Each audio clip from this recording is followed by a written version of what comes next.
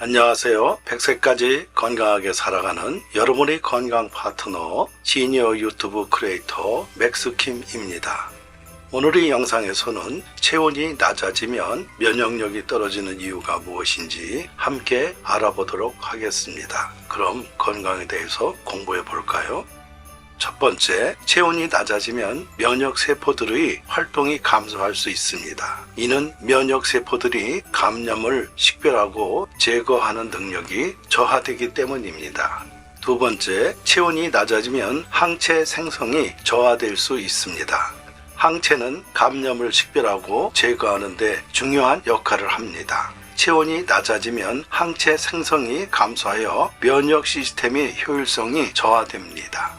세 번째, 체온이 낮아지면 면역 반응의 속도가 느려집니다. 면역 시스템은 감염을 식별하고 대응하는 데 시간이 걸리는데 체온이 낮아지면 이 과정이 더욱더 느려지게 합니다.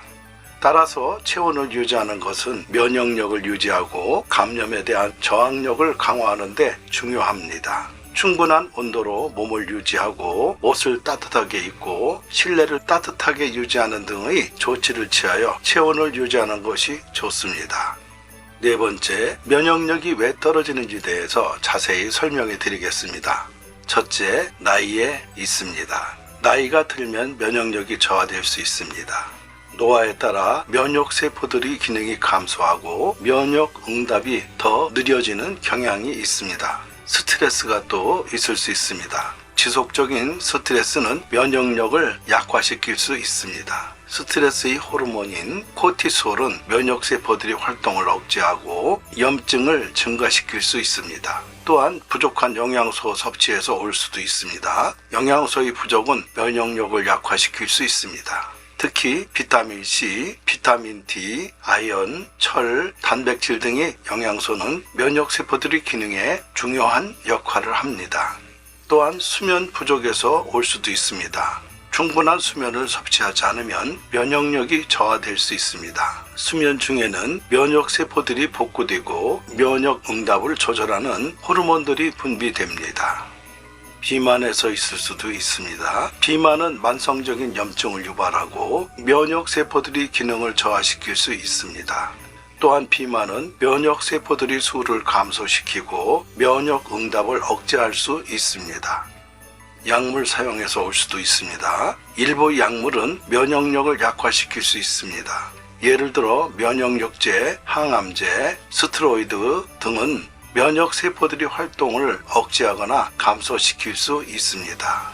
만성질환에서 올 수도 있습니다. 만성질환을 가지고 있는 사람들은 면역력이 약해질 수 있습니다. 예를 들어 당뇨병, 자동면역질환 등은 면역세포들의 기능을 저하시키고 면역응답을 억제할 수 있습니다. 환경오염이 있을 수 있습니다. 환경오염은 면역력을 약화시킬 수 있습니다. 공기 중의 대기오염 물질이나 화학물질은 호흡기를 통해 체내로 흡수되어 면역세포들의 기능을 저하시킬 수 있습니다. 다섯 번째, 면역력이 약해지면 입술 주변의 피부도 변화가 생길 수 있습니다. 바이러스 감염으로 면역력이 약해지면 입술 주변에 있는 바이러스인 헤르페스 바이러스가 활성화될 수 있습니다. 이 바이러스는 구순포진이라고도 알려져 있으며 입술의 통증과 발진을 일으키는 감염을 일으킬 수 있습니다. 헤르페스에 대해서 자세히 말씀드리겠습니다. 헤르페스는 헤르페스 바이러스에 의해 일으키는 감염을 말합니다. 헤르페스 바이러스는 인간에게 감염을 일으키는데 주로 입술, 생식기, 눈 등의 부위에서 발생하는 감염을 일으킵니다. 헤르페스 바이러스는 두 가지 유형으로 구분됩니다. 헤르페스 바이러스 1형, 주로 입술 주위에 발생하는 구순포진을 일으키는 바이러스입니다. 구순포진은 통증, 가려움증, 발진 등 증상을 일으킬 수 있습니다. HSV-1은 주로 구순포진을 일으키지만 때로는 생식기에 감염을 일으킬 수 있습니다. 헤르페스 바이러스 2형 HAV-2 주로 생식기 부위에 발생하는 생식기 헤르페스를 일으키는 바이러스입니다. 생식기 헤르페스는 생식기 부위의 발진, 통증, 가려움증, 발열 등의 증상을 일으킬 수 있습니다. HSV-2는 주로 성적 접촉을 통해 전파되며 성병으로 분류됩니다. 헤르페스 바이러스는 일단 감염이 되면 영구적으로 체내에 남아있을 수 있습니다. 그러나 대부분 경우 바이러스는 잠복 상태에 있으며 증상을 일으키지는 않습니다. 그러나 면역력이 약해지거나 스트레스 등의 외부 요인에 의해 활성화될 수 있습니다. 활성화된 헤르페스 바이러스는 증상을 일으키고 다른 사람에게 전파될 수 있습니다. 헤르페스 바이러스 감염은 주로 진단적으로 확인됩니다. 의사의 증상과 병력을 토대로 진단을 내릴 수 있으며 필요에 따라 바이러스 검사를 수행할 수도 있습니다. 헤르페스 바이러스 감염은 현재 치료할 수는 없지만 항바이러스 약물을 통해 증상을 완화시키고 재발을 예방할 수 있습니다. 헤르페스 바이러스 감염을 예방하기 위해서는 다음과 같은 조치를 취할 수 있습니다. 감염된 사람과의 접촉을 피하고 손을 자주 씻고 감염 부위에 손을 대지 않도록 합니다. 감염 부위를 다른 사람과의 접촉을 피해야 합니다. 면역력을 강화하기 위해 건강한 생활 습관을 유지해야 합니다. 헤르페스 바이러스 감염은 전염성이 높기 때문에 예방과 조기 치료가 중요합니다. 의사와 상담하여 증상을 확인하고 적절한 치료를 받는 것이 좋습니다. 6번째, 면역력이 떨어지면 다음과 같은 일들이 생길 수 있습니다. 감염에 대한 저항력 감소. 면역력이 약해지면 감염에 대한 저항력이 감소합니다. 이는 감기, 독감, 폐렴 등의 감염병에 쉽게 걸릴 수 있다는 것을 의미합니다. 만성적 피로, 면역력이 약해지면 몸이 감염과 싸우기 위해 더 많은 에너지를 사용하게 됩니다. 이로 인해 만성적인 피로와 피곤함을 경험할 수 있습니다. 장애된 소화, 면역력이 약해지면 소화기관의 기능이 저하될 수 있습니다. 이는 소화불량, 복통, 설사, 변비 등의 소화 문제를 초래할 수 있습니다. 면역력이 약해지면 피부의 건강도 영향을 받을 수 있습니다. 여드름, 습진, 아토피 등의 피부 문제가 발생할 수 있습니다. 자주 발생하는 감염 중에서 면역력이 약해지면 감염이 더 자주 발생할 수 있습니다. 이는 재발성 질환, 예를 들어 재발성 구내염, 요로 감염, 피부 감염 등을 의미합니다.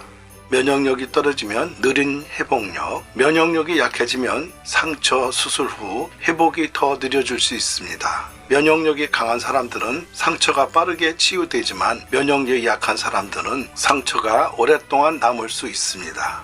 알레르기 반응, 면역력이 약해지면 알레르기 반응이 더 자주 발생할 수 있습니다. 이는 비염, 천식, 아토피 등의 알레르기 질환을 유발할 수 있습니다. 심리적 영향, 면역력이 약해지면 우울감, 불안감, 스트레스 등의 심리적인 영향을 받을 수 있습니다.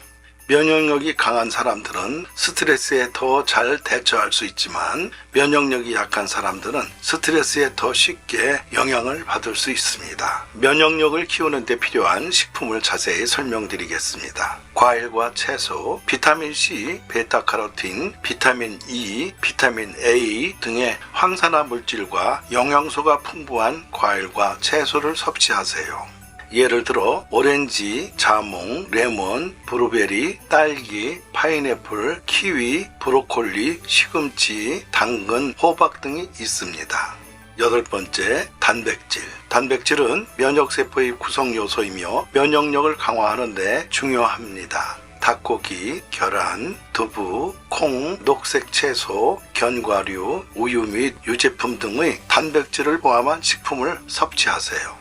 9번째, 무지방 유제품, 요구르트, 치즈, 우유 등의 무지방 유제품은 프로바이오틱스와 칼슘 등의 영양소를 제공하여 면역력을 강화하는 데 도움이 됩니다. 10번, 양식 곡물, 귀리, 보리, 현미, 콩, 콩나물 등의 양식 식물은 식이섬유와 영양소가 풍부하여 면역력을 강화하는 데 도움이 됩니다.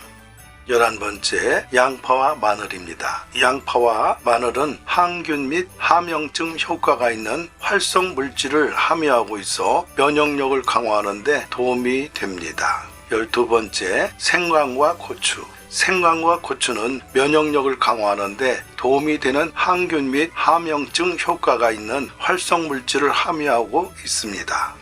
13번째, 녹차. 녹차에는 황산화 물질인 카테킨이 풍부하게 포함되어 있어 면역력을 강화하는 데 도움이 됩니다.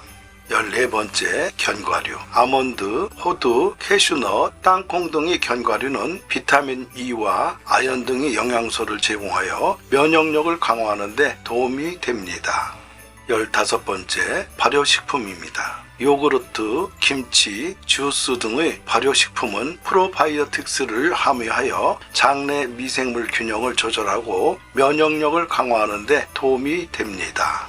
16번째, 어류. 연어, 참치, 미카렐 등의 지방이 풍부한 어류는 지방산을 함유하여 면역력을 강화하는 데 도움이 됩니다. 이러한 식품들을 적절히 조합하여 다양한 영양소를 섭취하고 면역력을 강화하는 데 도움을 줄 수 있습니다. 여러분, 영상을 잘 보셨나요? 저는 이 영상 제작자 맥스킴입니다. 팩트에 기반한 유익한 정보만 선별해서 전달하려고 노력하고 있습니다. 저는 48년생 시니어 유튜브 크리에이터로 매일 촬영하고 편집한 영상을 업로드하고 있습니다. 여러분이 구독을 눌러주시면 저에겐 다음 영상 제작에 큰 동력이 됩니다. 아직까지 구독 버튼이 빨간색으로 보인다면 구독이 안 되었으니 엄지 모양의 좋아요와 구독 버튼을 꼭 눌러주시면 감사하겠습니다. 오늘도 건강하고 즐거운 하루가 되시길 바라며 항상 행운이 함께 하시기를 기원합니다. 복 많이 받으세요. 감사합니다.